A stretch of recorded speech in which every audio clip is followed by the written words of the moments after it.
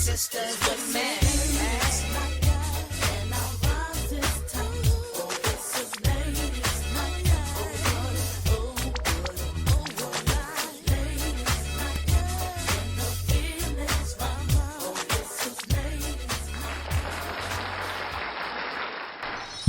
Hey, happy Friday, happy Friday. It's your girl, Mysterious Jax. You are now tuned into Ladies Night Radio Show. Also here with me are my beautiful and crazy co-hosts, the ladies. Hey, y'all. Happy Friday. This is Crazy Maria. As you know, the party doesn't start till I walk in, so I'm here, damn it. Woo! Hey, guys. It's your girl, Myra. Happy Friday, and I hope you guys are ready for this dope-ass show we have tonight. That's right. I see you over there dancing, Maria. I had this earlier playing. Just makes me want to get up and shake my tail feather. It's one of those Fridays. I was just playing some cumbias. But anyways, welcome to Ladies Night. It's your girl, Jackie, and I am so excited for today's show, like I am for every show, just because I love doing this. It's like my therapy, being on here with you guys. Like Keith puts it the best. Anyways, so I'm here, and before we start the show, I also want to welcome my very special guest for today. So today we have a guest who has agreed to share their story and their journey here. This person went through a stage in their life where they felt confused. They struggled with fitting in, and also just took a dark place of depression and suicidal thoughts, but now is living in their truth and is living an empowered life and is using their story to help others kick anxiety and depression to the curb. So everyone, please help me welcome Michael Quezada. Hey! Welcome. I'm going to give you a round of applause. Hold on. There we go. Welcome, Michael, to Ladies Night. Welcome. Thank you. I'm grateful to be here. Thanks for coming. Are you excited? Are you nervous? What you feeling? I'm feeling excited, nervous. It makes it worth it. It's like all this stuff. Yeah. And then finally being at this place where it's like, oh, let's get it going. This is what you've been working your whole life towards. Hey, I know we've been communicating back and forth a lot through social media and now and through text. But actually, Michael, we have a funny story. We actually met a few times before today. And we didn't really realize it. So our first time we met in like a workout, you used to go to this gym that I was working out at, and but we didn't really talk. I think we've seen each other in passing. And then the second time, this is a story I actually shared on air. I was going through my own like transition in work, and I had like just got let go of work, so I was kind of feeling a little lost to my career and everything.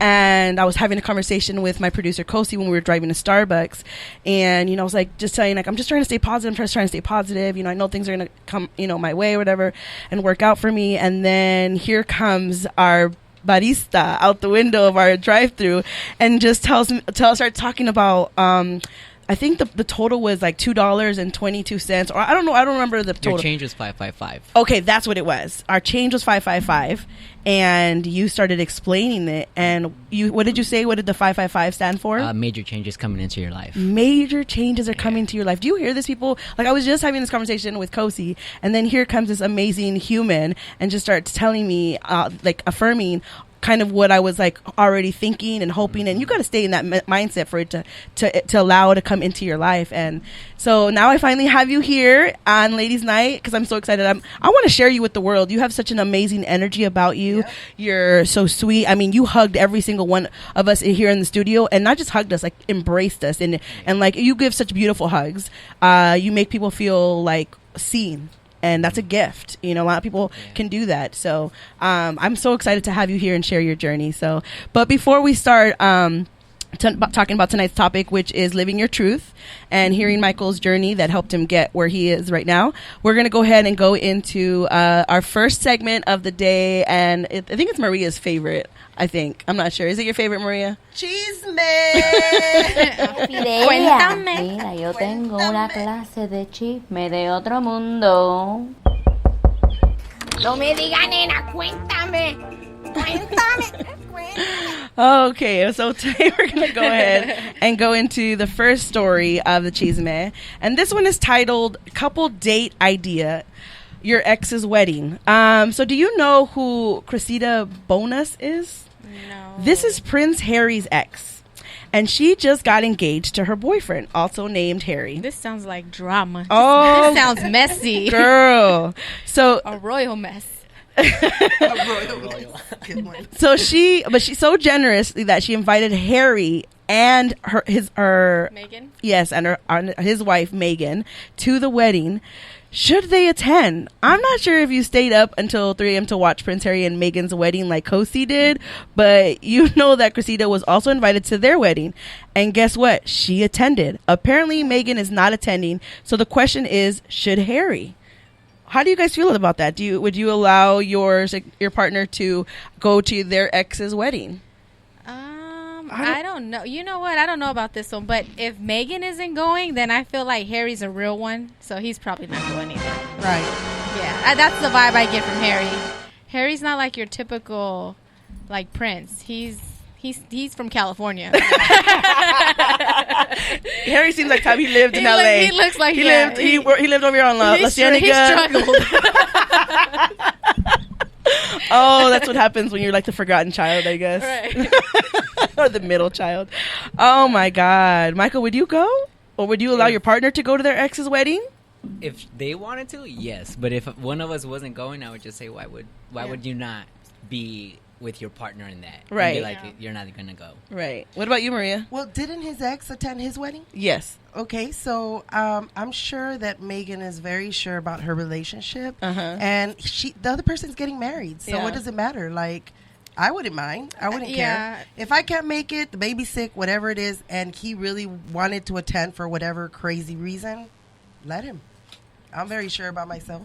And what's not meant to be isn't supposed to happen. So she's probably like, I'm not from out here. I don't know all of you, them. Like, I'm not going. Right. Maybe that's probably her reason for not. I don't think it has anything or to do to with the baby. Yeah. Honestly, I'm kind of with my, like, if you're going as a couple, cool, go as a couple. But if you're not going to go, then you shouldn't go, Harry. If Megan ain't going, you stay your ass home. Yeah. Watch some Netflix, watch the baby, stay home. Send her a nice gift. Right. Yeah. Yes. Send a nice gift. But you don't want no drama with Megan, so stay your ass home. Next Megan don't play that shit. Hell no. Next story is, how far can you stretch? Some of y'all are too damn much with this yoga trend. First, you had us planking on foreign objects. Then you want us to bend over in the sand. Then you want us to do it in a hot ass room. But now you want us to stretch 80 feet in the air over a balcony? Oh, hell no. Oh, no. Well, a woman in Mexico decided this was such a bright idea, and unfortunately, she slipped and fell 80 stories to the ground. Luckily, she survived. Luckily. Ooh, she's probably in pain. But she underwent 11 hours of energy and is facing years of recovery. Thank God she's okay. Surgery. Well, here it says recovery. Thank God she's okay, but for now, can we just stick to doing yoga in our living room? So if we fall, we can just fall on our ass and be right. Oh my God, I did send you guys that video. This lady, I think she was doing it for the gram. Obviously, a lot of people are doing it for the gram. You guys be safe out there. I get it. You guys want to have 100 likes or whatever, but it's not worth it. This lady fell 80 floors or whatever. Yeah. All right. Well, anyways, moving on. Well, this is funny. She put CEO Keith is moving to New York, and I was like, CEO Keith, where's he going? Why is he going to New York? You got me on that one. Just kidding, but he might be hearing that they legalized weed over there. New York, we see you. Here's the catch, though, because y'all know there's always a damn catch. You can't have more than 2 ounces on you in public, and if caught, you won't go to jail, but you'll be opening up your own wallet to pay up $200 fine. Oh, shit. Also, on the bright side, offenders who were penalized with marijuana-related offenses will have their records expunged. And if their crime is involved in 25 grams of weed or less, it is time to fly out to smoke at Times Square. You're hilarious. I'm sorry, I'm having a little difficult reading this because my eyes are like blurring right now because I have my contacts. I know, I'm so squinting right now to see the screen. I kind of want to just bring it to my face like this, but damn, I'm old when you do some shit like this. You're on video. Oh my God. Oh God. Okay, here we go. Last story of the night. Are y'all ready for this one? Speaking of the munchies, this chicken sandwich is magical. So Popeyes has gotten some incredible publicity over these freaking chicken sandwiches that apparently has crack sprinkled on them, because you will never guess which radio personality who claims to be vegan was caught at Popeyes munching down on a chicken sandwich. No way. Our vegan queen Myra from Ladies Night. Needless to say, we were shocked and appalled. She tried to act like she didn't know us, but that didn't work. She got caught. Myra, we just want to know, was it good? The Did you convert? The lies. Girl, The lies. This food though, we already know. Come on, Myra, speak Stop it. it. mean, We thought you were vegan, girl. As We good as saw it you. looked. I saw you on the Brea Sentinella Popeyes. Like, I was with my didn't she say last week she liked to eat the dog? What happened? As much as I mean, if I wasn't vegan, I probably would have been in that line. But nah, wasn't me. Fake news, fake news. It's all fake news. Fake news. Fake Okay, news. you I'm really just have me kidding. here. Oh my god. You know what? I tell my kids, I'm like, you know what? We're gonna go stand in that line, and you guys are gonna try it and tell me how it is, because it looks But you good. should have seen Myra's face. She was like, "Oh." I was like, You said Myra. She said, "Oh." Wait a minute. say it ain't She didn't so. want to cut you off, but she was like, Say it ain't so. Oh my god, I know. I thought of this story yesterday. I was like, Kosi, we got to put this in the news. And I'm sitting here like, what? Who did it? What vegan radio personality? Let me find out. Oh my god, that was funny. All right, well that wraps up the Cheese Man for tonight. Oh my god, I'm like laughing over here. "Can I just say that Keith is in the chat room, and he said, 'Yep, I'm moving.'" To New York, you better not leave my ass, Keith. You said- stay your ass here. He said it also just hit him that Jackie has her own show. Oh, I know. That's why I texted you earlier. He's high. He's high. We were both in Keith, our feelings. we launched in November. No, but it hit me too. I literally Yeah, just texted him on my way over here, and I said, I really appreciate you, friend, and that's it. And then he sent me, Yeah. "We're so corny. I love it. Don't hate on us." No, that's good, because everyone should have friends like that. That Yeah. you just text and say, I appreciate you. Yeah, that's all. That's all I text him is, "I appreciate you, friend," and that was it. And that ends today's Cheese Man. Mira, yo tengo una clase de chisme de otro mundo. No me diga, nena, cuéntame. Hey, that's right. Maria, you had something over there I saw? What's going on? Yeah, excuse me, guys. Getting over a cold. Chris is also in the chat box. He says he doesn't care. He says, I'm different. I'm indifferent. I don't care. Oh, Lord. What? Okay. He doesn't care about what, the chicken sandwich? No, his significant other going to their wedding. Oh, to the wedding? He says, I don't know. I kind of feel like for what? Oh, like why would they go? Yeah, that's one thing about the app. The app, it just keeps on moving up as I'm trying to read. So sorry, guys. No worries. You got an Android over there? Oh, it's an Apple, girl. And mine is fine. Even if you scroll down. Yeah, I know what you're saying. Yeah, it does that sometimes. It does Don't that be sometimes. calling me out, messing with girl. It's all right. We're still going through the beta stage of the app. We're working on it. But anyways, we're gonna go ahead and jump into my favorite part of the show, which is game time. I kind of want y'all to say game time. Game time.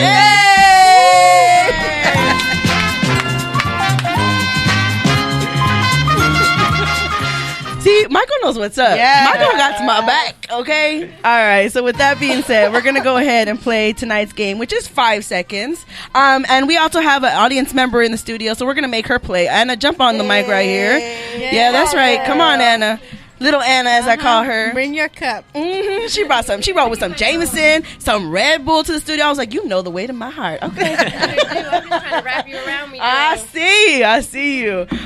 So we're gonna play a game. I know that you listen to the show, so you know how to play the game pretty much. But I'll say the rules again. You got 5 seconds to name 3 things, and I got questions for all of you guys. And producer Kosi is gonna go ahead and put the time up for all of y'all, so you can't say we're cheating. And you know who I like to pick to go first. Maria. Oh, hell no. She reminds me of a West Side Because you Story. are the most scared every single time, and you play this every Friday. All right, you ready? Here we go. Please say it again, please. All right, here you go, Maria. Your question of the night. Is you ready? I want no excuses. Oh, Fair, square. Starting to sweat, girl. Fair and square. Here we go. Here we go. Maria, name 3 things you've done drunk. Go. Pee in the bushes, fuck, and took the longest What? shit. That was no. I still got 4 minutes. That's 4 minutes, not 5 seconds. You gave her 5 minutes. But I think she passed. I don't even want to be next. Wait, did she win that? What did she I think say? she won. She said, Pee in the bushes. "Pee in the bushes, Get fuck, and take a long so shit." aggressive when you drink. Oh my God! All right, She all takes right. long shits. when Well, she's we'll give you a pass on that. You won that round. I found out we could cuss on here, so fuck, fuck, fuck. Okay, I get it. All right, Anna, you ready? No, I'm not. I am definitely not. We're going round. You got this. You got this. All right, here we go. Anna, name 3 things you wouldn't want to find in your house. Go. A Sancha? Ooh. Hey, and that's it. That's it. I don't care about everything else. A Sancha, that's it. I love that. That's it. She won't be alive after that. Damn. For those of you that don't know, a Sancha is a side piece, a mistress. I mean, what else can we say? A hoe. A hoe. Homewrecker. Damn. Well, damn. Jesus. Somebody who likes to hook up with somebody who's already taken. Oh, damn. All right. Well, that's a Sancha. And Nana don't want to find him. You better not be in Nana's house because she'll cut you. Right. All right, Michael, you ready? Let's go. Oh, shit. See? This Vámonos. is how you do it. All right. Michael, what are 3 things that get you thrown out the mall? Go. Cussing, punching the security guard, and peeing on someone. Personal Punching the experience. security for sure. What did you say? Personal experience. Oh, Just kidding. No. Sounded like it. Oh, my God. All right. Myra, you ready? Yes. All right. Myra, name 3 songs to sing in the shower. Go. Work It, Crazy in Love, shit. I don't know. I don't sing in the shower. Oh, my God. I don't sing in the shower. If you had to sing a song in the shower, which song would it be? You'd probably sing some Jay-Z song in there, huh? I don't know. Yeah, turn that on because I don't have an answer for you. All right, well, that wraps up game time. Hey. I think the only ones that won is Michael and Maria. Hey. Good job. The person that pees and the person that shits. Oh my God. Yes. What the That hell? was like the best combo. Body fluids.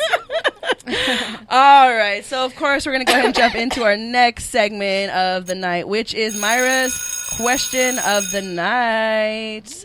Are you ready? Yes. Girl, I got a question for you. Can I get an answer? Yeah. Okay. You can get any answer, Chris Brown. All right, go ahead. Yes. All the answers. All the answers. All of them. Okay. So, question of the night is, what is the craziest thing you've ever done in a relationship? The craziest thing you've done in a relationship? Craziest thing. Define crazy. Yes. Maria, I think your phone's causing the buzz. All right, so we're going to go ahead and start with Anna. Oh, really? I know you got some crazy stories. Come on. I don't. You know, Stop. I'm a lady. I exit the room when I have to. I don't want to end up behind bars. You know, Not if you like- find a sunshine in there. Right. You Well, exit that's in a whole nowhere. different. You know, Right. Yeah, you're right. What is the craziest thing you've done in a relationship? Come on, I want to hear. I know you got some stories, Anna. Don't hold back now. I have to. No, You know, what? I really don't have anything juicy. I just, you know. Aw. Okay. Nothing crazy? Okay, it could be a good crazy. What's the craziest thing to you that you've done? It could be a good crazy. Yeah. No? No? Okay. Like, I you know. behave. She ain't telling No, us but I'm something. saying crazy doesn't have to be bad. It can be in a good thing too. Like, you know, you like, I don't know, had the tub filled with like hot fudge or something. I don't know. You're does trying to be something? sexy. I don't know. Didn't Khloe Kardashian do that one time for Lamar Odom? Or did she put like candy in the bathtub? Or she made like Yeah, a maybe calendar? That sounds like something she probably I would. don't know. Nothing? I don't think I have done anything like that. No. Maria, what about you? I don't know if I should share. Share it. Share it. Share it. Share it. Look at Myra over here looking like she's about to go in the bag of share it. I'm like, I want to listen. Sex crazy or Whatever do you crazy, guys girl. want Just give it to us. crazy? Everything. Everything. So, okay, so one day at work, we were talking about sex and sharing stories, and it got a little heated. And then when I got home, I was kind of banging on the door like there was an emergency, and my husband had come to the door like, what's wrong with you? And I just kind of like pushed him back, like I told him to lay down. Ooh. He had just got out the shower, so he had a robe because we were supposed to be going out, and I just went down, in, on, everywhere. He was like, what the fuck is wrong with you? Who did it? Oh, damn. Okay, that was now. a good crazy. That is a good one. All right. Wait, for Maria, you going to need some Jesus after that. Hey, yo, you calling for Jesus? I mean, it was my husband. Hey. I just played that for you because I know it's your favorite. All right, Myra, what about you? I know you had a story in mind when you wrote this question. Right, yeah. I was hoping you guys had some juicy shit to share. I guess we're not that crazy. I know, right? See, that is not. That's why I asked the question so everyone can share. I'll answer at the end. Okay.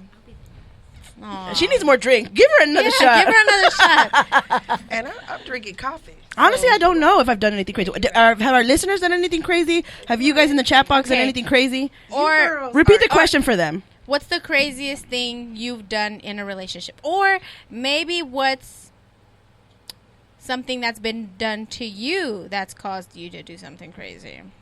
It's still, at the end of the day, it still comes down to what crazy thing you've done. I mean, it depends on what you think is crazy. What about you, Michael? Craziest? Yeah. I don't know. I feel like you got some crazy stories. There's a lot of things that are different. You know what? No one wants to tell. Should we change the question? So there people are on here. What did they say? So Chris said, I guess the craziest thing I did was go through her phone. I was young. I'd never do that again, though. Lies, Chris. Right. I could see you doing that again. Moni said, hey, you lit, Maria. Yes, she is, Moni. Yes, she is. And Mark said, y'all asses are just shy. Mm-hmm. Yes, exactly, Mark. Like, fuck. Anybody in their mid-20s to 30s, which I know most of you are, have fucking many crazy stories. I just can't think of it right now. I got a lot of them. I got a lot of them, too. I just kept that one PG. Well, share another one. That wasn't PG. That was like rated R. You got Crazy Maria for a reason. Let us know why. See, Maria. Chris said, I would never. I would never. I hear him, too. He'd probably be like, this is probably not the craziest, but it's a crazy. Somebody would probably think it's crazy. Okay. I have taken someone's phone and thrown it against the wall. Oh, yeah, that is crazy. That is crazy. Yeah. Okay. Did you run? No. She started throwing them hands. Yes. What's up? I broke your phone and what? What you gonna do? That ain't the only thing I broke. Oh. Yeah, there's a few things that I regret breaking. That phone wasn't one of them. Dang. They did you wrong, huh? No, I was just got angry. I had anger issues. You don't anymore. No. You don't. No, for reals. I agree. I don't. I say this because I remember angry Myra. I met her and I still loved her, and I was like, I'm gonna love the heck out of you, girl. I've grown. And she is a whole different person, like for real, from how I first met her. She went vegan, that's why. She went vegan. Yeah. That's what it is. Vegan You are what you eat. Right. That is true. Jackie, I don't know who Phone you be breaker. telling your business to, but Mark said you got one for sure because you told him about it. I'm trying to think which story I told Mark. I did share some stuff with Mark. I'm just trying to think which story. Chris said, has anybody burned clothes or something? Burn clothes. Slash tires, key to car, bleach clothes. No. Oh, that's extreme. Poison food. Oh my God. Spill it, he said. Damn. What kind of people you think we are? No. Popped up at the house to talk, and I started wrecking shit. Hey, Moni, Yep. That's right. Now they don't want to talk. And then Moni, then they don't want to talk anymore. Right. No, Right. we don't want to talk. We know what you're talking about. Right. I kicked somebody out of the house once. I mean, get out. I didn't get Did no you sex that night literally? either. At least did you kick them like and then slam the door? No. Okay, just No. told them to get out. Yeah. Nice and politely. Can you please leave? Can you leave? Door to the left. Moni, in a relationship, you pepper sprayed an ex? What? Oh my God. Damn. Dang. I tasered the shit out of him. Hey, and Keith, Keith. that's why I got you on my team, Keith girl. pepper sprayed somebody too. What? Dang, Okay, we Keith, gotta who the up fuck- our crazy Yes. story game. That is crazy. I need to hang out with y'all. They don't have enough crazy stories. I don't. We I'm can not- chat. Keith must have had a Myra. That's what it was. He must have had a Myra. Be like, back up.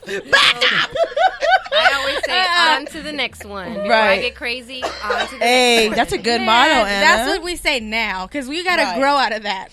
Maybe when I get old and saggy. I mean, I'm just saying. Right now, options. Right, I feel it. I feel Yeah. it. Yeah, no, I don't got no crazy It stories. happens to the best of us. All right. Well, if I think of anything, I'll say it on air. But I can't think of any crazy stories right now. I know I got some because, like, obviously I shared it with Mark. But Mark, why you put my Mark. business out there? We had a Mark, private conversation. Give us a clue, Mark. Give us a clue. Apparently not. Apparently. All right. Well, that wraps up. I'm just gonna end that one because I feel like this is gonna end and start something else. Yeah, the chat box is going crazy. Keith said he'll fight a girl though. Oh my God. Oh, dang. You know Chris- what? We got this on the chat. We're screenshotting this. Right. Chris said his ex threw a doorknob at his head. She was mad that I was breaking up with her and caught her cheating on me. Damn. Yeah, right. How you gonna get mad at? See, no. Mark says he won't tell. Mark, I know you guys a lot of see, crazy I stuff appreciate over it. there. No, he won't tell my Oh, story. he won't tell about you. See, I appreciate that. That's a good friend right Yeah. there. Thanks, Mark. I appreciate it. Whatever. Moni says, I'm not crazy anymore, but yes, after I found out about him being trifling, I acted a fool. Of course. You had every right. Right. All right. Well, that wraps up question of the night. Thank you, listeners. I got a question for ya. Can I get an answer?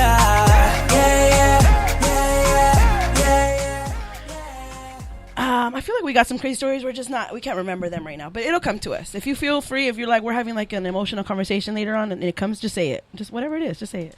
I'm screenshotting these.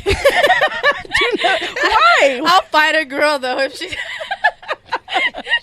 Oh my God, you guys are crazy. All right, so pretty much we're going to go ahead into our topic of the night, which a lot of you guys know. We have our special guest here, Michael Quezada. And that's also one thing we're going to talk about, of how, you want to be addressed and stuff. So transgender world, we're going to get a glimpse of it, learn about it, be open-minded, and just kind of just hear the story that they got for us. So as we all know, life is hard enough as it is for the average person, but imagine how much more difficult it is for people who are transgender. They have to face ignorant people, go through their transitioning, and deal with feelings of isolation. So tonight we will hear from someone who went through that and found themselves. So welcome, Michael.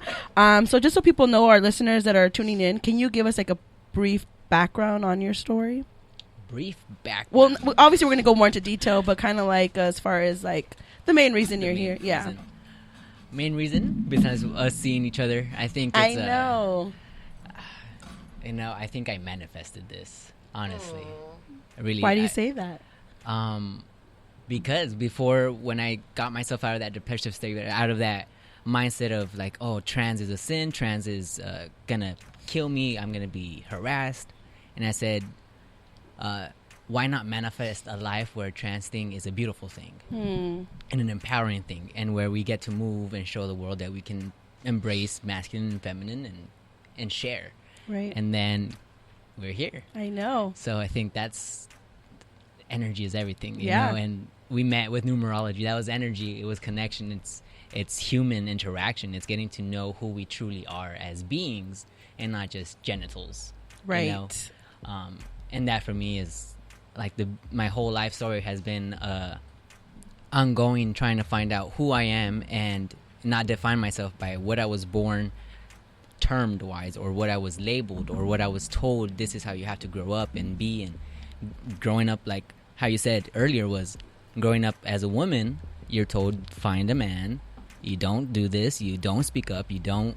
And then I transition, and then I don't know where now they expect me to be the masculine figure. And it's like, what happened when I was little? And you're telling me I couldn't do all that stuff. Why now? Just because I look different? But can we say? Oh, wow. Yes. Wait. Can we say that word? Yeah, go for it. So for me, a big thing was saying a lot of people would tell me pussy. And for me, it was like, oh my God, you know, and it was a degraded kind of thing. Mm-hmm. And when I took that around, I'm like, you know what? Pussy is really powerful. Mm-hmm. And I'm empowered by it. So you want to call me that? Then I'm going to own it. And I'm going to walk with it. And a lot of trans people, we get so shamed by our body. Instead, so my vision is showing humans, but really showing people with pussies how powerful we are. Right. And that transgender world is like, we are divine beings. Right. You know? Mm-hmm. Instead of trying to cut off ourselves, why not embrace it? And that has been my whole life story. Man. Like, yeah. Well, before we also start, how would you like to be addressed or identified? He, him. He, him is fine? Okay. They, if that's they? Okay. They. I just want to make sure. Yes. Because I know for the flyer, I did put transgender male. Man, sorry. Mm-hmm. And you wanted me to put later I found out, after I already posted it, if I could put it transgender human. Yes. So I'd like that. So I definitely wanted to correct it here on air, like I told you. So transgender human. Yes. Because at the end of the day, that's what we all are, for sure. I think a lot of our society and a lot of the things that we go through are subconsciously like if you notice, we say guy so often. There's no, I mean, besides me looking like a guy, there is no other guy. Mm-hmm. But yet we refer to guys all the when time. There's only women. Mm-hmm. And it's like, that is subconsciously programmed. Mm-hmm. And so when I put the label as a man, then they expect this thing of a man. It's like, why not look at me as a human? Mm-hmm. And that's been a whole process of like, don't gender me. Right. Just see me. And I think that's what you said. That's a gift that I have. Is like, I want people to see like who we are. Like, look at me in my eye, look at my soul, look at the pain, look at the joy, look at that, and don't look at a sexy body. Hey, you got that sexy body over there. I see you. Yeah. No, but I totally get that. So, okay, with that being said, was the transition like easy for you? I mean, or when did you find out that this was something that you wanted to do? Like at what age? Because I know that one of the youngest ones that we've ever heard in the story was like on CNN and Oprah. Her name was Jasmine. I can't remember her last name, but she's on the record to be like one of the youngest people to ever transition. I think at the age of 5. What? Oh, wow. Yeah. So I did some research. Yeah, and she's. Amazing. I think you guys have seen her if you guys watched Oprah back in the days. She was on like Oprah and she talked about it a lot. Now I think she has her own show on TLC. Yeah. It is. It's very interesting. But like for you, at what age? I think I knew I liked girls from a very young age. I was like, something about a girl is really attractive. Okay. I didn't know I was different. I was very like closed off in my family. Like I wasn't able to go out, so I wouldn't know anything but my reality. So I didn't know I was different. I just thought everybody thought this way. I just it was like, right. Everybody has questions about who they are, and that was normalized to me. And growing up, I saw a novela called Contra el Viento y Marea. Okay. I don't know if you ever seen novelas. It was 2005, something like that. Okay. And the novela, there was this girl who was in love with this guy, and the guy was going into the army. And so she wanted to be with him so bad that she cut the hair and she passed as a guy to join him with the army to be together. Oh, wow. And I remember seeing that, and I'm like, something about that, like, sparked something. And I was like, what is it? Like, I want that. And I went to school the next day, and I told the girl that I liked, I'm like, hey, I'm a guy.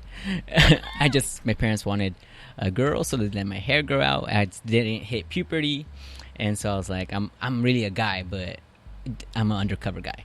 You told her that? Yeah. What age were you? That was 5th grade. Oh, wow. Yeah. And then the next day I came, and she had told the friends, and the whole like 5th grade knew.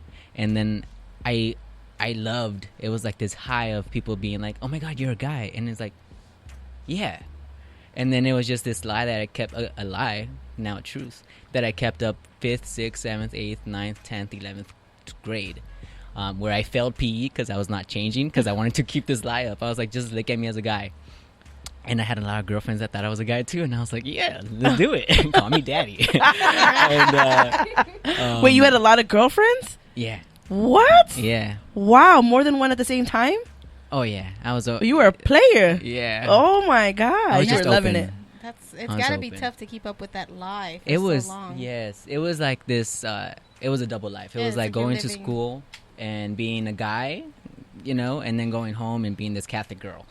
And when those lives collided, it was like a heart attack. It was the anxiety through the roof. It was like, oh my God, something's gonna happen. And I remember going on MySpace and messaging this girl, my girlfriend at the time, like sexting or something, MySpacing.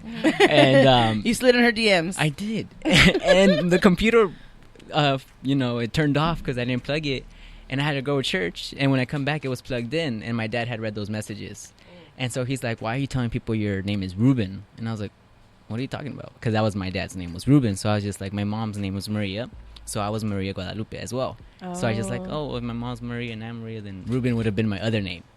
I feel it. And that was when my parents started like, there's another life in there. And then they got more like Catholic on me. More like I remember being told like, one of the 3 things I don't want you to be is a alcoholic, a lesbian, and a gambler.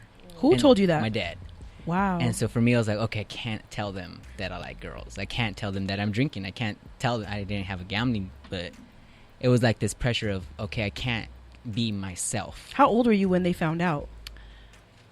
When they had that suspicion? Yeah. That was 8th grade. Okay. So that was. So you held this for years. 3 years. The lie.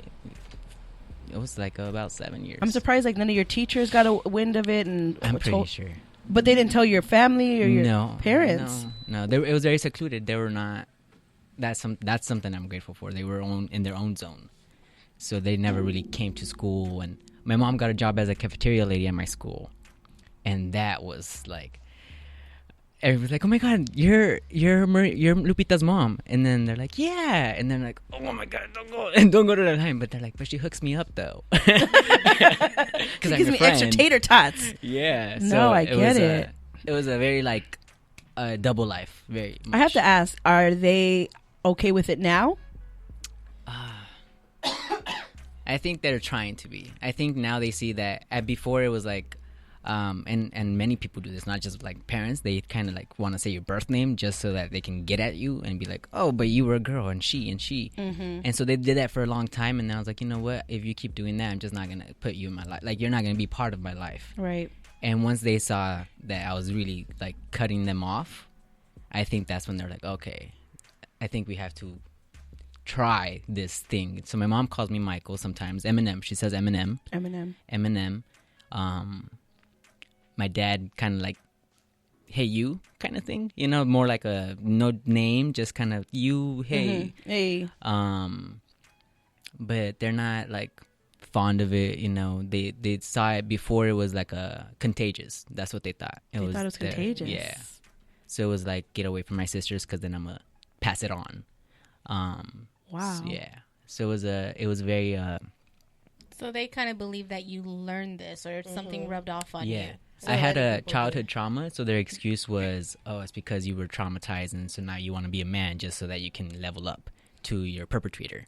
And that's something that goes on with the transgenders. Like, oh, you're confused. It's because you have trauma. It's because, and it's not true. I mean... It's one of those things where they try to justify. Yeah, they try to validate or make something up. They're not used to that environment, and they're not used to growing up to that whole part of their life. They're used to, their mindset is some other way compared to us. We're so open because now it's out there and it's more, open-minded for us than for our parents to accept something that we now, as I'm a parent and I know that if that were to ever happen to me, I'm going to accept my kid regardless and love it.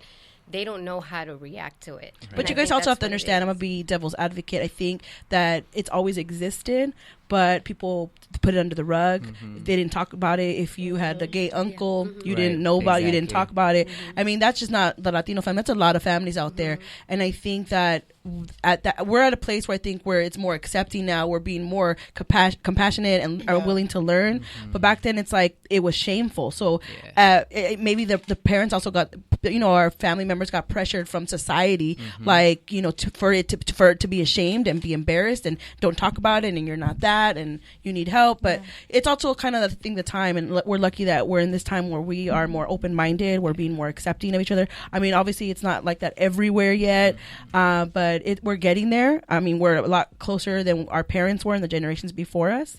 So that's just, I'm going to play devil's advocate because, I mean, I don't want to put too much pressure on our parents because, I mean, my parents had that similar mindset too for different things, not just that, you know. But so I just wanted to bring that up too. Yeah. So I also have another question for you.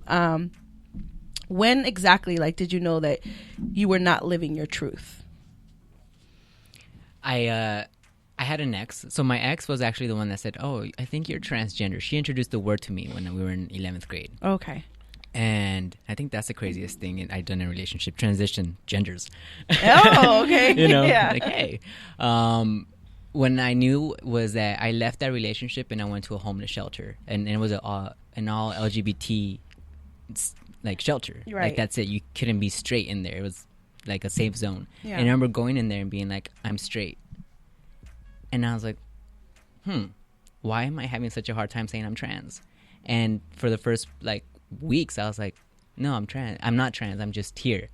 And that's when people were like, well, this is an LGBT center. Right. Do you like guys? I was like, no, I like girls. And that's when I realized, oh, I'm limiting myself because I want to play it safe. Right. And I wanted to pass so much like a guy because I was tired of the harassment. Mm-hmm. And I was like, if I just pass and I look and now people can't tell, then let me just keep it up that way instead of coming out. So I think when I went to that shelter and I realized that I was ashamed of being who I was, even though I was already being trans, like I was already 4 years into my transition, I realized I'm still not being who I am. I'm still not speaking. I'm still not like embracing anything. I still wanted to hide and play it safe, be comfortable. Right. That's when I noticed that I was not being me. And you did say that you started to drink a lot more. Mm-hmm. Do you think that you feeling lost and isolated caused that? The drinking? Yeah. Or were you just drinking just like because it was like, I don't know, a teenager thing to do? No, I think I started drinking because I was trying to numb pain, like already from like adolescence, you know, and then it just, as things continue to pile up, I just continued to drink more. Right. And then started like popping a lot of painkillers and started doing a lot of like the alcohol wasn't enough anymore. It was the painkillers. It was cutting, you know, it was like those things that I needed to feel sometimes, but I didn't want to feel the exact thing that I was trying to get away from. And I think the alcohol started just being something that was okay in society. Never like, oh my God, you have no problem. You're drinking socially. So it was just something that, let me just hang out with people who drink all the time and they don't think it's a problem. And then once it started to like, I wanted to be better, I started realizing that like everybody drinks all the time. I was like, oh, okay, maybe I'm doing it to be safe. Right. It's always about trying to be safe, like what you said. Your coping mechanism. Yes, my coping was like when there was like when people would talk about the LGBT community and I was passing, I didn't want to be like, stop talking about that. That's like ignorant. So I would drink, and then I was like, I'm cool now. Right. And so I used that for me to like, you know, the throat chakra, like to like close off my speaking. And so I used a lot of substances to just not feel the pain that was in that wanted me to speak out. Right. So you bring up the LGBT community. So for you, like, what is the difference between coming out as like gay or lesbian compared to identifying as transgender? Gay, I mean, I don't know, gays can be like saying like a girl who likes a girl, they can say they're gay, you know. By the book it says man liking a man. I think it's just penis liking penis. And then lesbian is more like vagina liking vagina. But then when you go into the trans, it's like, that's when I found myself like, I don't like these labels. They're too complicated. It's too much. It's too much. For me to be trans, it's I went to Agape. Have you ever heard of Agape? Yes. Okay, I've been there. Michael Beckwith. He says he talks about transforming lives, right? And then transitioning the spirit. And he said once, he's like, trans means going beyond. And so I was like, so if that means, then transgender means going beyond gender. So and then that's when I found myself comfortable with, yes, I go beyond gender. I'm not transitioning to one or the other. I'm just saying I'm going beyond this gender spectrum. And that for me is different than being gay or lesbian, because I like souls. I like people. I like humans. I don't say, you have a dick? Nice. I like that. So you don't like to identify by your gender? right? Yeah. So I have a question for you. Since you don't identify as like male or female or believe in gender, are you why do you transition, or are you transitioning from female to male? So at the beginning, it was a very like unconscious. I didn't know that at the beginning. So for me, it was like, I know I have a very masculine, dominant side. I like being called daddy. That turns me on. So I knew there was something to me that was like, I want a masculine figure. I would always imagine myself with a beard, with like facial hair. So then I got on hormones, and that happened. And about, I don't know, I think it's like 7 months maybe. No, it's maybe like 4 months. I stopped taking testosterone when I realized I don't want to be defined to a gender. So that just started happening. That's just like recently, where I was like, I myself am limiting myself by trying to be in the gender, like, in the spectrum. And it's so so you were starting to transition, but you stopped in a way from the pills. It's actually shots. It's testosterone shots. Okay. Yeah. Trans women, so that means a male going into a woman, they take pills. Trans guys actually inject testosterone. Okay. And so you were just kind of going through some self-identity, you were trying to find who I am, who you are. Yeah. And we all go through that, some, you know, in different stages and different levels. But so now that you kind of are more in tune with who you are, you're not worried about transitioning from female to male. No. You're just living in your truth now. Yeah. That's now dope. I felt like before I was not at peace with my body. And now it's more of like, oh, okay. I remember my current girlfriend, when we first moved in together, she got her period. And if she's listening to this, I am so grateful for you, babe. Shout out to her. Give her a shout out. She got her period and she celebrated it. And I was like, why are you...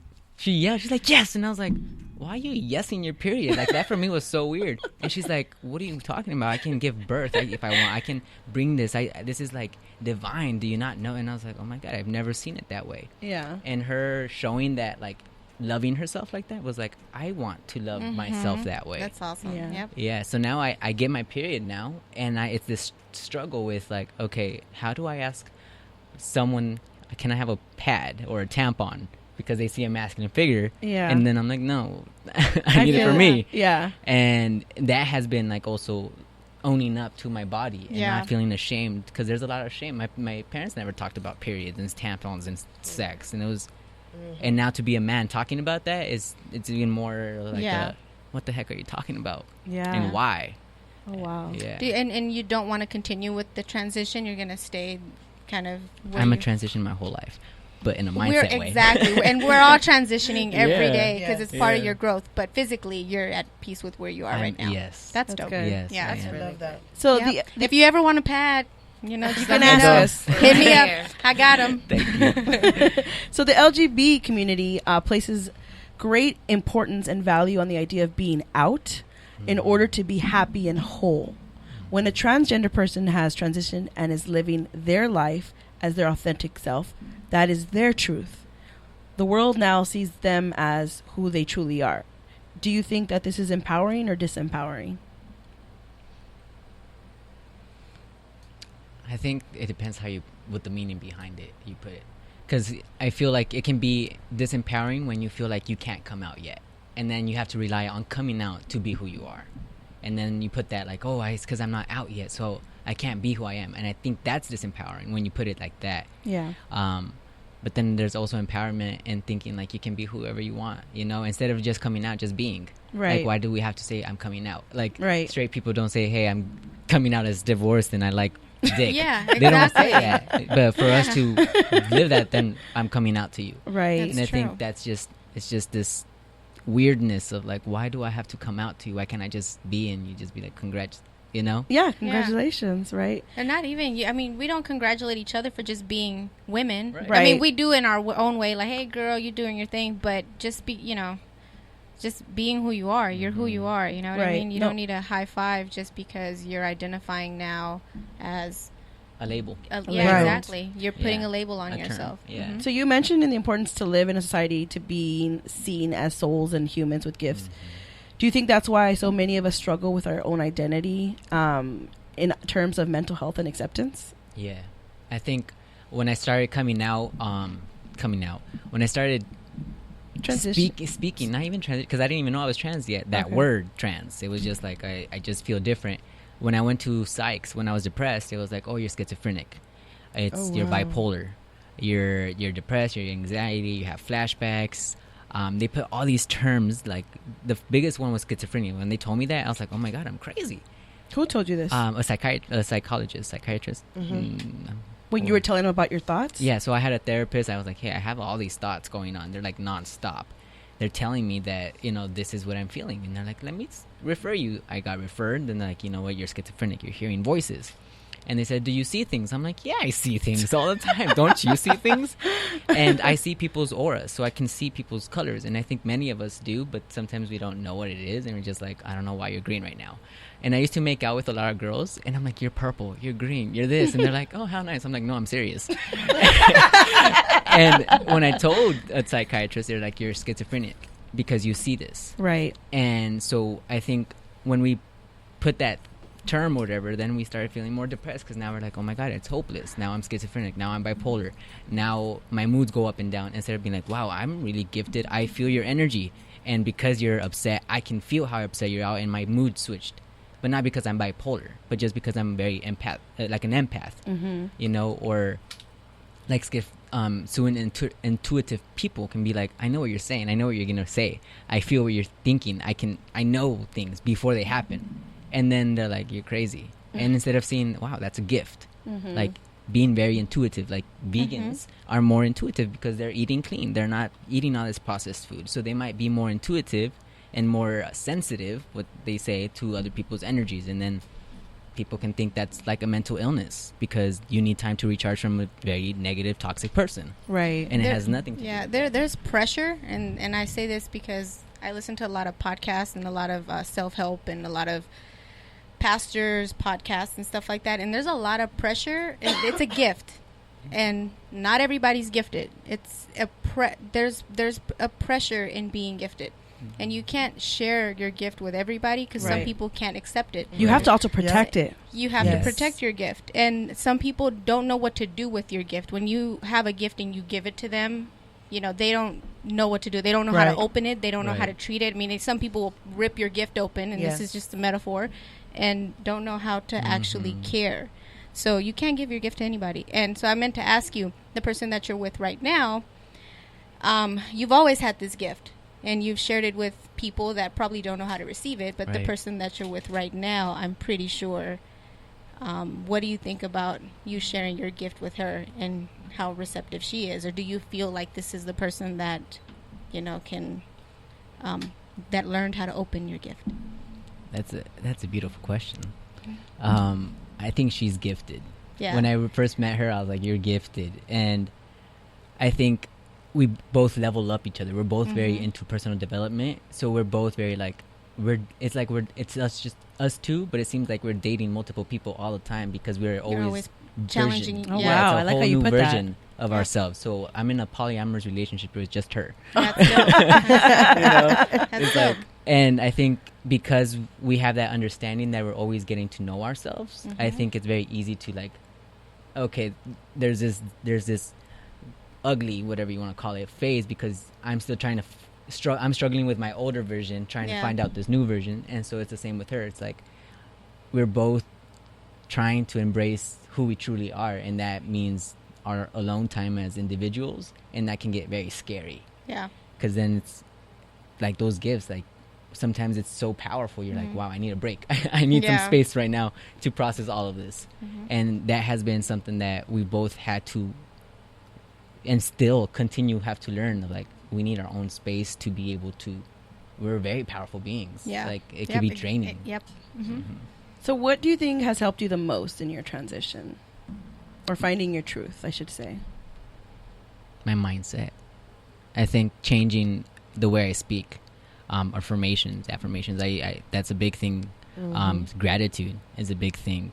I remember when I was in the homeless shelter, every night I was putting, I am grateful for my home, I'm grateful for my kids, I'm grateful for my partner. And I didn't have any of that yet. Oh, wow. Yeah. And then you spoke it into existence. I did. In 3 months. And that was huge for me. I said, I'm grateful for a Prius. And then I catch myself behind a Prius. I'm like, okay. And then that happened in 3 months, from having nothing, from smoking a lot, from being on 13 medications to going to 0. Wow. Naturally. And that for me was like, there's really power in what we speak, and really power in what we believe, and what we're grateful for, the things that have not come yet. And that's when I start speaking gratitude for things that don't come yet. I have on a 1-year goal of speaking in public, and then I get to check that off by the end of the night today. You know? And so I think that for me has been, like setting goals instead of, You did it here on Ladies Night. Yeah. How old were you when you discovered the affirmations and, you know, just starting it's like that mindset? Yeah, starting to be positive into existence. 21. Yeah, I'm 25 now. That's a beautiful thing. Not many people find that out, you know, until their later 20s, I would say. I listened to something on YouTube, and it says, if you listen to this, your life will never be the same. And it was 30 minutes, and I never listened to anything like that. But then I was so high that I was like, let me listen to it in my car. And I was so depressed. So I smoked a lot of weed. I was very depressed. I'm like, I have 30 minutes to chill in my car. And I listened to it, and it spoke about how we create our reality. Like everything that's happening, bad or good, you're creating it yourself. Yep. And it also said everything's a neutral thing. The meaning behind it is how you get your emotions. And energy is energy. Emotions are energy in motion. Right. And so that, it said at the end, right in the back of an index card, your goal, and the affirmation of ask and you shall receive. You know, that law of attraction. And once I learned that law of attraction, or whenever I just got that access to it, it was like, okay, I'm attracting this life. I'm attracting being depressed. Right. I'm seeing the world as what they said trans people see the world, and I'm seeing it just like that. And then I was like, okay, I need to change my perspective. I need to change that. I need to affirm what I want. I need to be grateful for the things that I do want instead of complaining all the time.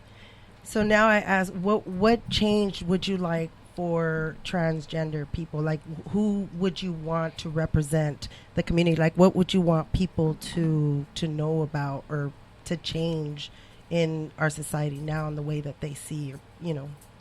Like, what like are some trans-wise or just humans-wise? Well, both, because you say human, you know, you see it as humans, but pretty much in the the transgender community. Yeah. I think for the trans community, what I am grateful for seeing is that we embrace our bodies. And I'm grateful that we get to embrace the feminine and masculine and not have to cut off one side just to be safe. And for humans, I am so grateful for the day that when someone's pregnant and they give birth, it is just a human being, and they don't put the label of it's a boy, it's a girl. It's just going to be like, congrats, you have a human, you have a gifted being, you have like a soul. And then you're like born to, like right now we're born as girls and then we see pink all the time, and subconsciously we're programmed to, I don't play with cars, instead of just, you have a free-for-all, pick what you choose, and then just being like that. And I think since we're born, I think because we're given a term right away, as soon as you're not even born yet, you're like, it's a girl, it's a boy, the baby shower, you're already putting all this energy into that human, and then that's what they have to confine to. I never understood who put blue to boys and pink to girls. That is crazy. Not a lot of people agree with that. I'm not saying No, but it's good to be devil's advocate. Yeah, so not a lot of people agree that, a parent should choose their child's identity, because not saying, I think everybody's used to the whole boy-girl thing, right? But there was something recently I read that a mother didn't want to, if their son was born either male or female, they didn't want to give them that label. And not everybody agrees with that. It's like, why should the parent make that decision? I guess it goes both ways. Why should the parent just leave it up? I mean, this is so hard to say, right? Because you don't give your child a gender at birth. And when they're 3, 4, 5 years old, what are they identifying with? What do they know they are? You know what I mean? Something I kind of want to speak on that, too. I mean, I don't know about other cultures, but I know in the Latino community, like, it's kind of like when the conversation that I was having with you before the show, it's like, as soon as you say, girl or boy, it's like you have your roles now. Right. You have, the women stay in the house, they clean the house. The boys go outside, they clean the house. Girls have a curfew. Boys really don't have curfews growing up. Boys can stay out all night. Right. Girls, you got to be home by like 9 or whatever. You know what I mean? I think when you do stuff like that, you kind of put restrictions on the person. You put restrictions on the child, kind of like saying you can't do that because you're a girl, or you can only do this because you're a girl, or you can only do it because you're a boy. It's kind of creating that. That's how you're raising your children. I think if your child is born a boy or they're born a girl, they're born, that's what they're going to be born, right? Because that's what. But that society gives you this. That's what society has given them. But we're not going to. Me as a parent, probably you as a parent, and I'm not gonna give my daughter any restrictions just because she's a girl. You were born a girl. That does not mean that you have to clean up and your brother doesn't have to clean up. That doesn't mean your brother doesn't have a curfew and you have a curfew. You both better get your asses in this house at the same time. But you're also doing that part of the way that you grew up too. Like, I mean, that's how I'm gonna raise my kids. But it's because of how I was raised. It's like that's what my parents nothing to do with. I was raised by a single mom who didn't. She raised 3 girls, and she tried her best, but we didn't have curfews. My mom just trusted me. I didn't have a curfew. And, she didn't put restrictions on us, and she didn't tell us, because you're a girl, this and that. But I don't think I would raise my children the way that I was raised, because I have my own mind. We're all different. You know what I mean? I think if you grow up and you follow in your parents' footsteps, that's on you. Maybe, some of us take bits and pieces of how we were raised.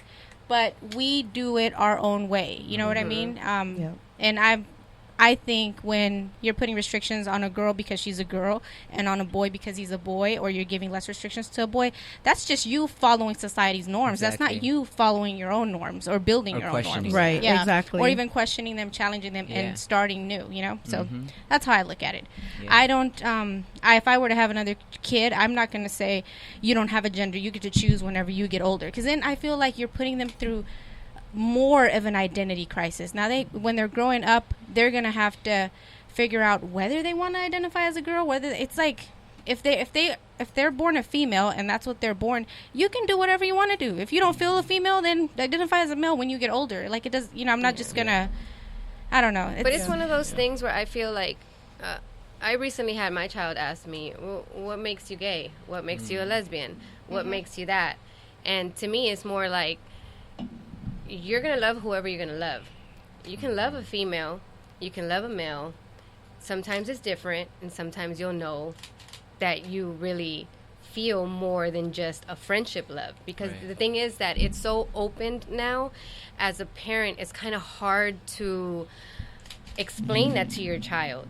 Because regardless, to me, I always felt like I'm so open in my life because of my surroundings. I come from... my parents, yes, thank God they've been together for so many years, but it's like one of those things where my dad does the same as my mom. They both work, they both come home, they both help each other. My household is different than other people, and to me, it's like I open my daughter in so many different ways. I'm like, you learn and I teach you for the simple fact for yourself. I don't teach you because you're a girl. I don't teach you because you're a guy. I don't give you curfews. If I give you restrictions, it's because I love you and I care for you and I want to make sure you're okay. And it's one of those things where me as a parent, it's kind of difficult to answer, but at the same time, I tell her, like, there's a difference, but everything comes in age, and whatever you feel, as long as you communicate with me, I'm going to accept. I'm going to talk to you about it. I'm going to embrace it. Don't feel afraid. And I think we're so used to our parents feeling like this is the way, this is the way. I was raised very tomboyish, and I shouldn't even use that word. I just like to be rough. I like to do things that are beyond what my parents, what my expected you to do, or like my grandparents expected me to do, because it was more my grandparents. I was raised by my grandparents majority of the time, and they were like, you can't play with boys, you can't, and I'm just like, well, why not? I'm not doing anything to harm anyone or to myself. I just like to play rough. I like to play sports. I like to do this. And I think it's just one of those things where they surround you with that, and your mindset is different. And I'm very grateful that you are allowing us to understand the word transition, the transgender, because we are so embraced. We're not embraced, but we're so used to people saying, well, transgender is because they got surgery. They're trying to change into that, and it's more than that. It's more than just changing your body, like you said. That's it's more about changing just how you feel, how to be recognized. So, kind of, I want to ask you. We have mothers here. What advice would you give to parents who have children that have questions about stuff like this, or that are possibly thinking of transitioning? What advice would you give to parents with kids like that? I don't know if my parents saw signs early on. I'm pretty sure they did. I think when you're in tune with especially if you're a mother, you're in tune with your baby. Mm-hmm. Yeah.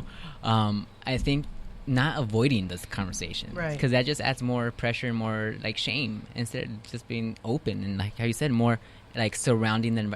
My kids, I have 2 kids. They're not mine. They're my partners. But I got in their life really early on.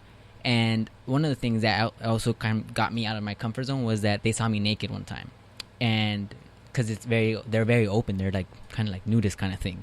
And so I remember being covered up because in my family it was always covered up. And I think that's the thing. It's a generational. It's just like how you said, like questioning and being like, I don't have to follow that generational stuff. You can break it. Yeah. And the kid, the son, his name is Caden. He's like, why do you have a mini penis? And I was like, oh my God, this is real. And I can avoid it, bullshit it, or I can educate him. Right. So I just like, you know what? I'm trans. This is what it looks like. There's also other things. Do you have any questions? They're like kind of weird, but it's okay. Like, okay. Kids are so honest. Yeah, it was really, they're like kind of weird, but it's okay. Yeah. I was like, okay.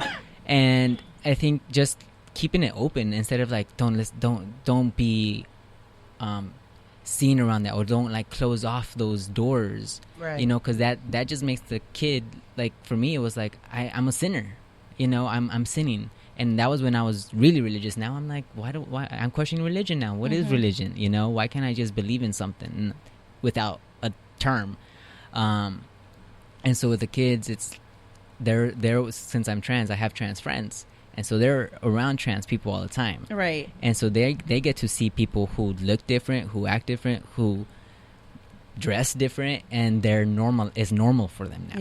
Yeah. And so when someone else is like more closed-minded, comes around like, oh my God, he's wearing pink. They're like, what's wrong with that? Right. Yeah. So they become little advocates. So maybe not even if they're transitioning, not even if they're gay, but just if they're just straight. Like, it's okay. Like educating, being like, do you have questions about that? Like most of the time we don't ask because we're so scared of it. We don't even start the conversation. Like as a parent, start the conversation. Yeah. Don't wait for the kid to come up to you. You come to the kid. Like, what do you tell to people who might say something like, you're introducing them so they're going to turn gay or trans because you're showing them that way? What would you tell people that? Because I know there's people that say that and think that. I'd be like, are you drinking? Are you making them an alcoholic because you're drinking all the time?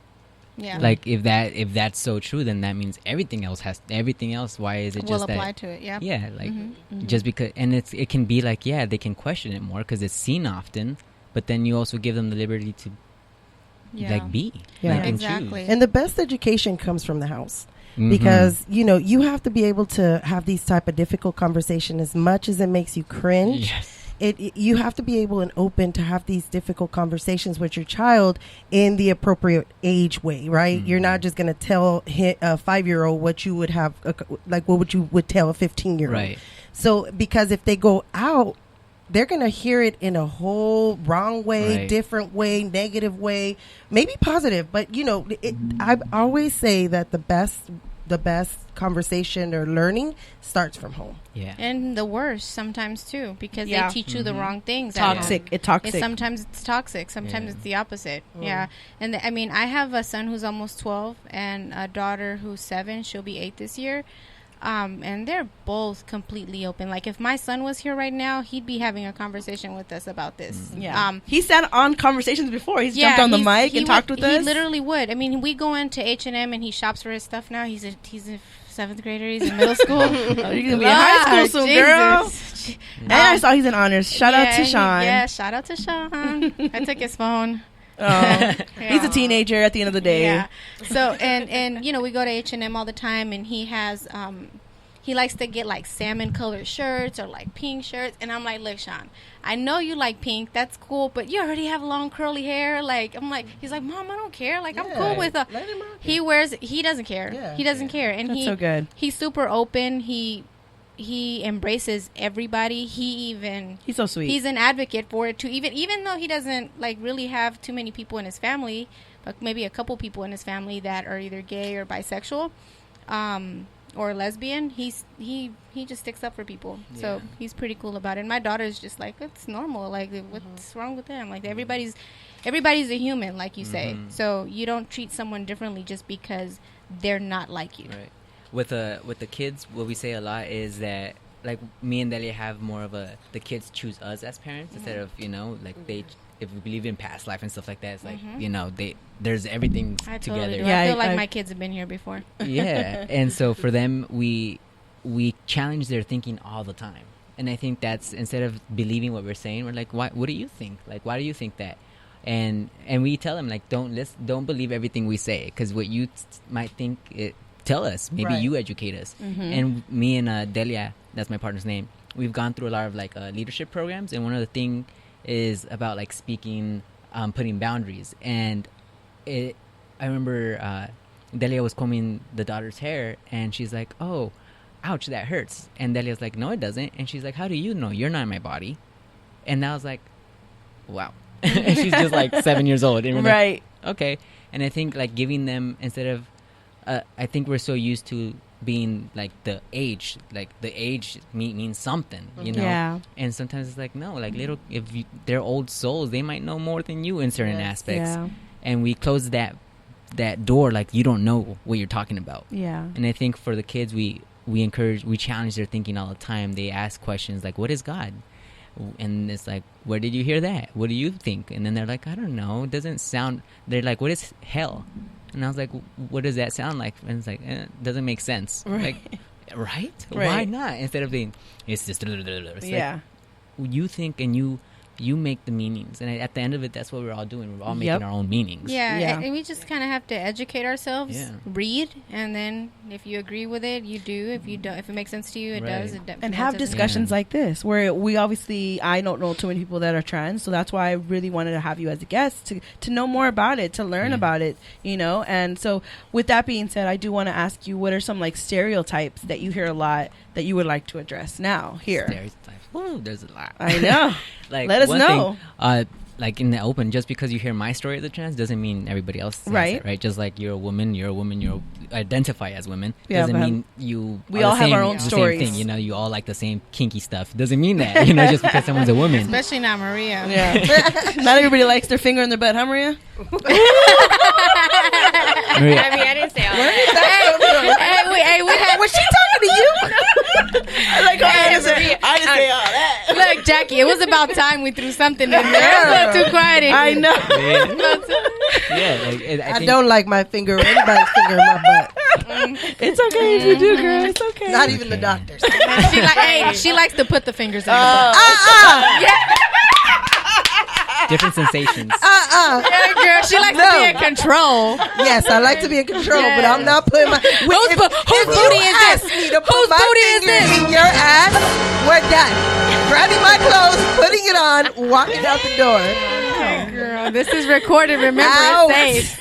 Out. Don't start giving us confessions later. Look, y'all. Hey, it's whatever to he each his asked own. me to do it, and I was freaked girl, out, but I. Explore. What is like a big stereotype though that you would just want to also break too? A big stereotype, I think that like being trans in the body, like everybody has to question their body. Like, what do you have? That's the first thing. It's like, oh, so is it fake? Is it? What do you have? What does it look like? It's like all our genitalia is different already, but yet they assume that there's a fake dick, or what is it? And I think that's one of the big stereotypes is they always assume that we have surgery. Like, I don't have any surgery. Oh, okay. All it is it was testosterone. Now it's not. Yeah. And there's a lot of like stereotypes of like, you're not trans enough if you don't have this, or you can't qualify if you don't do this certain thing, or if you're not on testosterone, you're not trans, or you're not on hormone replacement, you can't qualify as trans. Yeah. And I think a big stereotype is like your body somehow has to look a certain way for you to identify as something. And then the whole, just because I look masculine, they expect masculine things from me. And it's like, no, I have feelings too. I cry too. Like, I don't want to take out the trash all the time. I get emo. you know? And, right. And I think that's where it comes all like this gender. Because I remember like it was a week where I just started getting, there was this awkward stage where I'm like kind of looking like feminine, masculine, tomboyish. There's weird, my voice is cracking, you know? Yeah. Puberty stage 2 times, like the second round. And when I like fully looked now masculine, I remember having the switch of people treating me a certain way and then treating me a whole different way. And I was like, what the heck just happened? Mm-hmm. And then that's when I realized people just stopped seeing me different. Mm-hmm. And so now they assume me to be a male figure and do everything that a male figure does. And that puts even pressure to the trans community. And I think that's why we have so much shame, because now we have to go from like girl or guy and then go completely like 360 and like disown one whole part of it. And I think that's why I was so depressed, because I wasn't being myself. I wasn't including all of it. I was just cutting and trying to be someone else that I thought that's what I had to be. Right. And so I want to talk about dating in trans. So like, I know you have a partner, but before you had your partner, was dating, well, from what the stories I hear, dating was not hard for you. No. You were Mr. Playboy. Right. But when you date somebody or you meet somebody you're interested, when do you start like letting them know? Yeah. I think it's always on the other person, you know. For some people it was very straight from the beginning, like, hey, I'm trans. If I wanted to like go into the bed with you, like, I'm trans, just so you know, FYI. Or I'll ask questions like, have you ever messed around with a girl or something, you know? Have you ever played with stuff? And if they're like open, then I'm like, okay. If they're closed off, then I need to move on to the next one. With my last relationship, I came out as like, I was a girl, and then I transitioned. And after that, I remember dating a girl from school, so she thought I was a guy. And then I'm like, I have to tell you a secret. She's like, did you kill someone? I'm like, no, it's deeper than that. Oh my God. And I came out to her and she was like, oh, I have never done that, but I'm so curious. And I was like, So I get a lot. I used to get a lot of curious people. Okay. And I attract people who are just like me. We attract who we are. Right. And at that time I was attracting people who were also going through their own like, who am I kind of phase. Right. So it was very easy because we're both trying to figure out things, and it was like, for me, it was no pressure. So I think that's why it was a lot easier to put that dating, because there was no like on my side. Yeah. So you've never dated men? Oh, not yet. You have? Yeah. I mean, or trans. My what's it called? My double life. I had to date and have fake boyfriends for my parents. What? Yeah. So I would actually use guys. Ooh. Did they know that? Yeah, some of them did, and they liked it. They enjoyed it because they got free making out sessions. And oh, you would make out with them? Yeah, I made out with one guy. Was it weird for you, or yeah, it was? Yeah, when I didn't have any, and they knew I was just like using them for show. They're like, yeah, when are we marrying your parents? Like today. And then I make out with him in front of my dad, just so my dad can have proof. You know, like full on tongue making out. Yeah, and I think my dad was so proud of me too. He was like, yeah. You know, and I was like, yeah. My daddy. I get slapped in the face. No. Stay over there. Yeah. You stay over there. Yeah, I think it was so much of the fear of the not knowing that he just wanted everything to come like prove that I was straight and gonna be a girl, that he was like, fuck a guy if you had to. Because they kind of knew. Yeah. Yeah. And later on in my transition, when I went to the LGBT center, was the first time I got exposed to another trans person in person. So I never knew another person until that shelter came, and I was finding very feminine guys attractive, and that's when I realized I'm attracted to femininity and not just male or female. It's just if you're very feminine, I'm like, damn. So I'm sure things are great with Delia, but let's use a scenario. Let's say you guys broke up and you started dating. Would you ever consider dating a flamboyant male? I don't think so. No, it's very easy for me to connect more like in a sexual way, but it's very hard for me to connect in a relationship with a guy who's very set and very masculine and very like defined on their masculinity, unless they're like very open. I haven't found one yet where they're open and willing to be vulnerable and exchange the masculine and feminine. Okay. But if they're very like, I'm the man and this is how I can't do that. But a flamboyant would be the opposite. Opposite of that. Yeah, but like them also shutting themselves off from being masculine or feminine. You know what I mean? Like, it has to. What about another transgender that was from male to female? A trans woman? Yeah. Can I date her? Would I date her? Do you think? I think I would try it. I haven't tried it yet. But going through that shelter, they're really, they're great. Well, that's awesome. Yeah. Before we wrap that part of the topic, is there anything else that you want like society to know about transgenders? Ask instead of assume. Okay, that's Ask. perfect. Like just like I would say, if that was your kid, like treat that trans person as if it was your kid instead of some stranger, or if that, or just treat them as a human being. You know, because what I would say is just what you give off is what you're gonna receive. So if you want to get a shitty life, then keep being shitty to people. But if you want a very happy life, then be really nice to people, no matter what they look like. Exactly. And stuff. And I think that's I don't like speaking like rough, because it's like it's so shameful. But it's like some people complain about their life, but then I look at how they treat people, and it's like, well, yeah, you should be like, you're giving exactly that energy what you're into receiving. the universe. Exactly. Man. So just treat people. And the best way to ask is I'm asking is like, how do you identify? Yeah. Or what pronouns do you pronouns? use? Okay. What do you identify as? What's your preferred name? Because some people don't have their legal name change, and so they might have their ID a certain way and not want to be called. So it's like, what's your preferred name? For me, it was very shame. Like when I didn't have my name change, I would say Maria, and I was like, no, but my name is Michael, and I felt like I wasn't good enough yet because it wasn't legalized. So then when people say, what's your preferred name? I was like, oh, I prefer Michael. Okay. And it's so much more easier because there's no like official title, or what do you identify, that what you said in the message, what do you identify, what pronouns do you prefer, what's your preferred name, how do you want me to address you? Yeah, I think those are great. Okay, perfect. And you mentioned also something. Oh, I'm sorry. Were you going to say something? I think one of the things is like we put so much like, what if I say it wrong? Yeah, that's kind of where I was with like, I want to make sure I was like doing the right thing, and I wanted you to feel comfortable and feel welcome and feel safe. Yeah. That was my biggest thing, because I know it's a big deal to share your story and be vulnerable and put your story out there.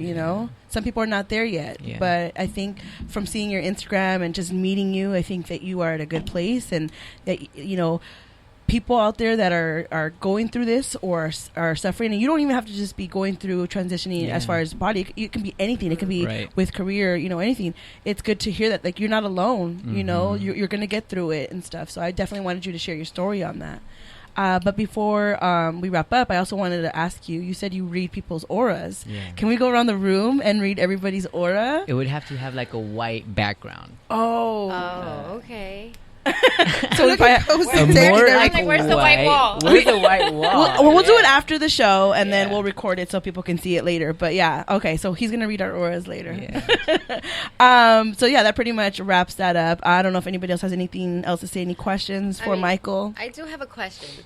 I know that we ask this a lot about the transgender. What makes you want to be physically something that you're not? Versus, I like women. I'm a woman and I like women. I'm a man and I like men. But what makes you feel? And I ask this because I'm curious. It's not to offend or anything. I just want to know what you feel inside that makes you want to change your body of what we are born with. For me, I don't know about everybody. For me, one of the biggest pains was that I was always addressed as a female. And at that point when I was transitioning, it was like, I don't want to be identified and seen weak because I associated women as weak. And so for me, it was like, I want my beard. I want to be handsome. And I would see guys and like they're sexy too. So I wanted to be sexy like a guy and have a beard, And it came out exactly how I wanted to. See, I manifested that too. You are sexy, Michael. He likes when you call him daddy. He's like, I don't want hair here. I just want it here. And for me at that point, it was more of like, how can I be comfortable in this society and be saying, hey, I'm a trans guy. I want to be called daddy, let's say. But yes, I have a vagina, would not go with society. But now I look different, so now I get responded the way I want to. Yeah. And so I think for me, at that time, I don't think I knew it. I wanted to be seen as like I wanted to be addressed how I wanted to, but I can't just go to like society and be telling them that's what I want. But yet the hormones help me get there. Yeah. And I think if we ever get to the point in society where we stop putting those labels, I don't think so many of us would need to find the necessity to change our bodies. Well, yeah, because it's one of those things where we're so wrapped up on what society wants and needs. And I'm saying government-wise, if you don't have a medical paperwork stating that you have changed your physical appearance, and I'm not saying like you chopped off your breast or you enhanced your breast, it's your genitalia. You know what I mean? Like, if you don't change that, you're not labeled in your DMV card. You're not labeled as what you want to be. Yeah. So that's the reason I asked that, because I'm like, if we go based off what society and the government wants, it's kind of difficult for us to understand. Yeah. You know, so it's always nice to hear, you know what, no, I went by it, because to me it feels like you went by it because that's what was around you and you felt like that was a necessity. But now I feel like from what you have said, that you're accepting, you know, what you are, you know, but you're still identifying you're as still a male. Yeah. And I think that's part of why I went off testosterone, was like I can have a period and still be a man, you know, or be masculine, or be who I am. And I think testosterone just really helped me be more comfortable, just like people, like women who get boob jobs. But scientifically, you cannot have a period and be a man. You're a male. You're a female if you have a period, because that's what female is a term, but that's your genetic, you're built that way. That's your anatomy. You have ovaries and a uterus that needs to release blood every month. Yeah. And males are not built that way. They don't have a period every month. They don't have ovaries. They have a mental period. They do. They don't have. They do have a mental period. They don't have a uterus. You know.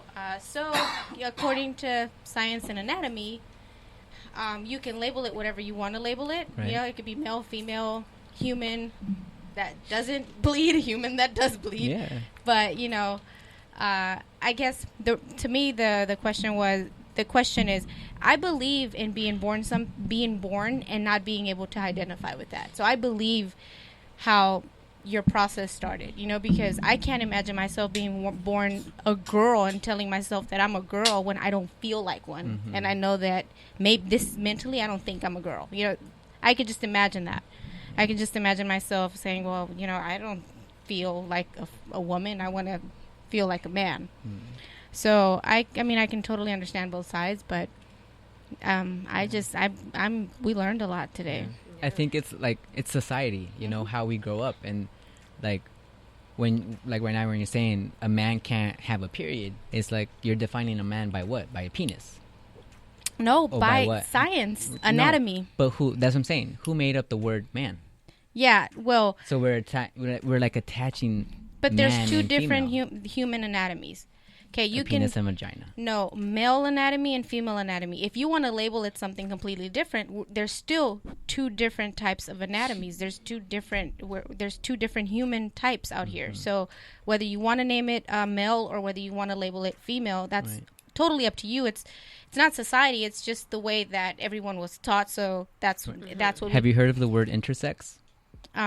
Between sex. No, intersex is someone who's born with both genitalia. I was just gonna say that. I had a little cousin who was born with both. Yeah. So that itself is like, it's so weird, because then if it's only male and female, then what are you talking about? Well, like, where does the that's DNA. Go? That's the chromosomes being mixed up. Where a lot of it's all science. All of us have female in us. Yeah. Men are born with Y females. chromosome, X chromosome. So it's just one of those things where, because society has told it, it's like the soulmate thing. I've been reading so much into it. your soulmate doesn't have to be your opposite sex. Right. Your soulmate can be your best friend. Not your best friend. Mm-hmm. It doesn't have to be someone you're in love with physically, sexually. Mm-hmm. It's someone that you connect with. Vibe. So it's like, I feel like that's the same thing. Mm-hmm. You know, it's similar to it. It's just it's just difficult for us to understand because everybody has a different mindset. Mm-hmm. Everybody was born different. Everybody was, you know, one of those things where we are understanding what we're taught. Right. You know, so it's good to know different perspective. Yeah. It's good to hear a different perspective. We ask these questions because we're interested. Yeah. And we want to change. We want to change our mindset. Mm-hmm. You know, a lot of people are not open to change mindsets. Right. Yeah, and that's a difficult part. Mm-hmm. You mentioned earlier that you have to go through certain like surgeries to get changed on your license mm-hmm. and all that. So that's not true anymore. Not anymore. No. Okay. Like and that's also like a myth. I don't know what it's called. A myth, a stereotype, whatever, you know. Made up, yeah. Made up. Like if anyone's listening and they're trans and they think, you know, you have to get surgeries to change it, you don't. You actually, like, I have no surgeries and I'm male on all my documents. We have a caller. Ooh. Hey, now. I agree with that. Thank you for calling in. You're now tuned in to Ladies Night. Who are we talking to? What's good, Jackie? You already know who it is. Hey. let the listeners know who it is. No, you already know it's Mark from Sports Talk with Mark. Hey, that's right, Mark. Shout out to Mark. He got his show every, oh my God, I forgot the day. Wednesdays. Yeah. At 8:30 mm-hmm. yeah. On the Good News. Right, what's going on, Mark? You got a question for Michael? No, not even a question, more so a compliment. Michael, definitely want to commend you on using the platform as a way to express your story and tell your story. And number one, educate folks. Mm-hmm. I will admit, as a person who hasn't always been open to listening or hearing other people's stories in this particular nature, I opened myself up this evening because, quite frankly, I was interested. And two, one of my favorite comedians keeps making transgender jokes, and that's a conversation for another day. But, yeah, just real quick, want to compliment you and commend you on sharing your story, being open, being brave, having the confidence to do what you're doing right now. And, yeah, that's all I just really want to say. Just give you a big shout-out, show you some love, and know that you are accepted. Know that you are a human being. You're a beautiful human being at that. So just want to share some positive vibes, positive love. And, yeah, that's it. I'm out. Peace, love, and blessings, y'all. Be easy. Thank you, Mark. I appreciate that. Thank you. Receive. Oh, so sweet. So, speaking of sports, he has a sports show on Thursdays, but Wednesdays. I'm sorry. I keep saying Thursdays. It's Wednesdays at 8:30 on the Good News Sports. Don't kill me, Mark. But anyways, I wanted to talk to you really quick if you have any take on transgender in sports. So I recently read an article where there was a wrestler, I think the MMA fighter, who was female wrestling, and then I believe for 6 years, and then recently somebody discovered that she was transgender. And then I think either they disqualified her or she's like not allowed to fight anymore in the female like she was competition. Male, you mean? Was she undefeated? Gotcha. Yeah. I didn't know her record. I didn't see her record. I just saw like that article that she was in the MMA fighting, but she was transgender from male to female. I honestly, when it comes to sports, I don't get them. In the first part, I don't get gender. Okay. Like I truly naturally But you have to admit that born men can be stronger than women though. Testosterone. Yeah, I can't go try out for the NFL because I would be smashed. Was she kicking everybody's ass? I don't know. I'm gonna have to find out. Read on this. That's crazy. Imagine. So there's trans should guys. there be a league just for transgenders? I think that awesome. Will be dope. That would be dope. I think that would be so. That would amazing. be like the solution. That way they can discriminate against the straights because they get. I'm just kidding. Because I'm just saying, there's so much. There's so many labels. You can't do this. You can't do that. Yeah. Like the going into the forces or the army and all the drama behind that stuff. So I saw. I think that'd be amazing. Right. That would be dope. Right. I would try for a sport just to be in one of those. I think eventually there's going to be a female in MLB. I think so because right now in the little league there's this pitcher. I just saw a story on her. She was this girl and she was a female kicker killing it in little league. In the Who NFL. shared that? You or Jackie? I shared that. Yeah. So I really so I agree that eventually women might roles like that, but not I don't know, transgender. Yeah, but I think they should be open about it because this transgender didn't say it. You know, it's kind of like when you're dating, you eventually have to say it. Yeah. And so I think they were kind of hiding it, and it's like, dang, was that considered cheating then? Yeah. So, see, I don't know, because you can see it as hiding, but maybe they're just in a part where they just disassociate themselves completely, and they're like, I'm not going to identify with that. And I'm not a male, yeah. And so it's not hiding. It's just like they're that's not trying. Who you are. That's not who they're seeing themselves as. Yeah. And I think that's where a lot of the trans community gets stuck in, because we want to prove so much that we will cut a part of us off completely. But I think a trans group, like just how they have men and women, if that's such an issue, why don't they have someone who's trans? Right. But that's like Martin Luther King when he had the dream, you know, some stuff that people can't even see yet. Yeah. And I think, like, for me, the gender part is like, it's like a Martin Luther King thing for me. It's like, I think I'm seeing something people don't see. Yeah. You know, and people, I'm going to have all these things, but I get to love on them still. Yeah. That's what advice are you going to give to somebody that's listening that's kind of going through something that maybe you already went through? Believe in yourself. And listen to that voice inside of you that knows that you're powerful and gifted and divine. Like that voice inside of you that says, I'm someone special and I'm going to make a mark on this world. Like, go for that. That's awesome. Yeah. Thank you, Michael. Is there anything else that you want to do, or people want to follow you? I know that you help a lot of people that are going through this. So put out your plug. Where can they find you? Instagram, I think, is the biggest thing, where it's Michael, Michael, Quezada, Quezada 24. Yes. Yeah. I used to say quesada, like quesadilla, but you don't eat me yet. Okay. Yeah. I did tag them all, so you can find them on Ladies Night. The last post that we posted, we tagged them. So if you're looking for them, you can go ahead and follow them. Make sure you guys are following Ladies Night, okay? Ladies Night radio show. Tell your friends, tell your girlfriends, tell your boyfriends, tell your mama, tell everybody. Follow us. And if there's any LGBT person who's like lacking resources here in the LA area or in California, the LGBT Center in Hollywood is so helpful for everything, like medically, for insurance, for name changes, for therapists, for psychiatrists, everything. That's good to know. So that has been my lifesaver for them. Yeah. Well, that pretty much wraps up today. What we can take from all of this is that everyone goes through something, and there are so many people not living their truth or going through their transition. And the transition can be from finding the right job, career that you want. It can be about if you found the right partner to live in this short-lived life, really anything. So it's important that we reflect and really dig deep to make sure that we are living our truth. And also, I just want to say a quick announcement before we wrap up. The showcase is coming up for the Good News. It's September 14th. Make sure you guys follow us for more information. It's going to be at in Hollywood. The address is 1089 North Oxford Avenue in Hollywood. It is a theater, and it's limited seating. There's only 150 seats. I know we're already selling, so it might be less seats available. But once they're sold out, that's it. I know, even if you know me, if you're, you got you're my mom, I'm sorry, Mom, you got to buy your ticket. Because that's it. Once the tickets are sold, it's a wrap. One ticket is $10 or two for $15. Make sure you guys get your tickets now and come support your girls, the ladies, okay, at the Good News Showcase. It's going to be 16 shows there. Just think it's going to be like a little bit of a Wild 'N Out vibe meets Good News vibe. So it's going to be a good time.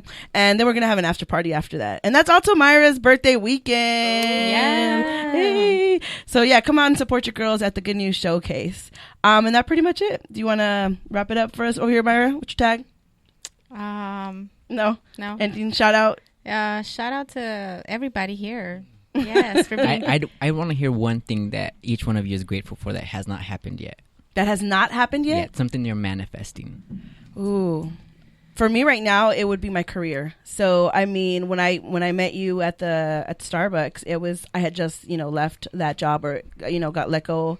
And I was like, okay, my next job, I want it to mean something, make me, and I also want to, currently I did ask for a temp job that allowed me to still do the Good News. Mm-hmm. And that's exactly what I got. I manifested that. But right now I'm manifesting a job, a career that I want to do. And I'm either leaning towards sports media or just media in general. So I've been doing a lot of manifesting into that and research and connecting with people in those things. So that's kind of what I'm already grateful for that because I know I'm going to get it. I know. I am because I feel it. And I'm going to be getting paid to do something that I love. Keep looking at your change receipts, your numbers. I'm going to catch you up. Like, what does this number mean? What does this number mean? Yes. Start looking for those fives. Yes. What about you, Myra?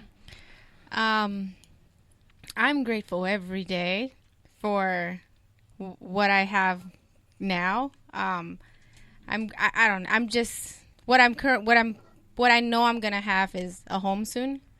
So I'm grateful for that. My own home.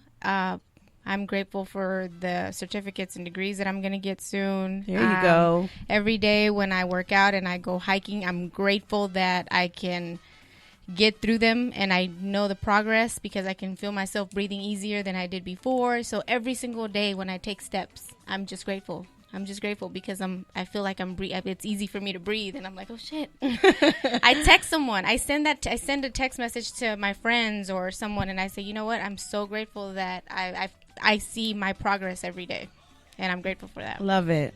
Right about you, Maria? For me, I'm gonna have to go the same. Career. I've been. I do a lot of manifestation through prayer as well, and I want to say that I've just been scared to take that step out of my comfort zone.